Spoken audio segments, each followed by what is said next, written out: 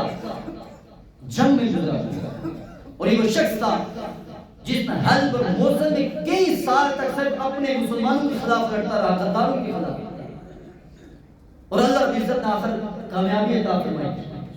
اور سیدنا شیخ عبد القادر جیلانی رضی اللہ تعالیٰ عنہ سے فیض اس کے پاس یہ تھا کہ 10 سال کی عمر میں آپ کے والد نجمالدین صلاح الدین ایوبی کے غوث پاک کے پاس لے کر گئے.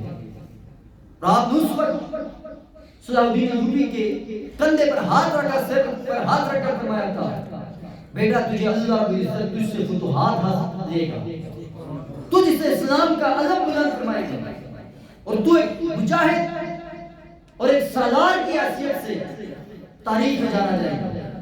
اور اللہ رب العزت نے واقعہ صلاح الدین ایوبی سے یہ کام لیا تھا کہ صلاح الدین ایوبی جس طرح بھی اپنی فوجیں دوڑاتا، اور اللہ رب العزت نے وہ کمال سے حالت عطا فرمائی تھی کہ کہاں 40,000 فوج 10 لاکھ اور 40 لاکھ کے روایات کے اندر بھی آتی ہیں، اس کی فوج وہاں سے بھی جیتی تھی.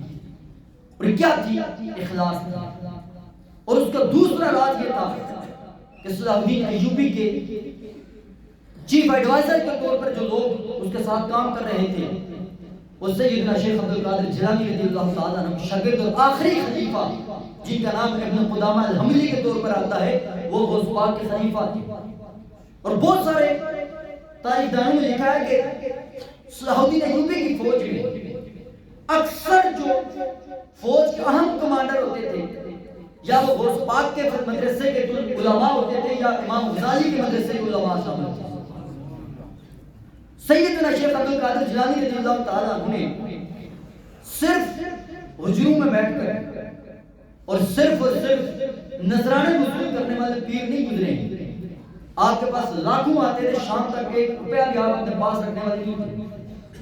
سیدنا شیخ عبد القادر جیلانی رضی اللہ تعالیٰ عنہ وہ پیر گزرے ہیں کہ جنہوں نے آپ کے مدرسے سے ہر سال 300 کے قریب طلباء فاضل ہوا کرتے تھے.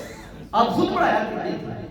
آج کل ہمارے علماء اور پیروں کی حالت بن گئی ہے جو غوث پاک کے نام پر نذرانے دیتے ہیں، جو غوث پاک کی گیارہویں کے نام پر نذرانے دیتے ہیں، خود اگر بنیادی مسائل پوچھے جو ہمیں نہیں آتے. اور سیدنا شیخ عبد القادر جیلانی رضی اللہ تعالیٰ عنہ تو وہ کمال ہستی گزری ہے کہ پورے اس دور کے اندر اگر علم کا کسی کا کوئی مسئلہ پھنس جاتا تھا وہ غوث پاک کے پاس آیا کرتے تھے، وہ حل فرمایا کرتے تھے. ہمیں علوم کے اندر صرف اتنا ہی پتا ہے کہ ترجمے کا قرآن پڑھے یا کہیں ہم کہتے ہیں ہمیں بہت قرآن آتا ہے. صرف یہ اگر پوچھا جائے نا الحمد کے اوپر الف لام کتنی قسموں کا ہے، وہاں پر ہمارا پتہ لگ جاتا ہے کہ بھئی علم کیا ہوتا ہے. اور ان اقسام میں سے جب ہم تاریخ میں ترجمہ کرتے ہیں تو کون سا الف لام مراد دیا جاتا ہے؟ صرف ترجمے کا قرآن پڑھنا اور چیز ہوتی ہے. کہاں پر اللہ رب العزت نے قرآن مجید میں فلسفہ، بلاغت، استعارے استعمال فرمائے ہیں. کہیں پر اللہ رب العزت نے جو نحوی طور پر اس قرآن مجید کے چھوٹی سی بات کہہ کر اس کا اتنا بڑا مفہوم جیسے اِنَّا أَعْطَيْنَاكَ الْكَوْثَرَ، اے محبوب ہم نے آپ کو کوثر عطا فرمایا ہے. لفظ ایک کوثر ہے. اگر آپ لفظ کوثر کی تفسیر کرنے لگ جائیں، علامہ ابن جوزی اپنے وقت محدث غوث پاک کے پاس آئے یہ دیکھنے کے لیے بڑا شعرہ ہے غوث پاک کا. غوث پاک نے ایک آیت کی 11 تفسیریں کی. وہ فرماتے رہے کہ اتنے کہ مجھے بھی آتی تھی. ایک آیت کی 11 تفسیریں. پھر غوث پاک نے اسی آیت کی 27 تفسیریں بیان کی. پھر فرمایا یہاں سے اب ہم قال سے حال کی طرف آتے ہیں.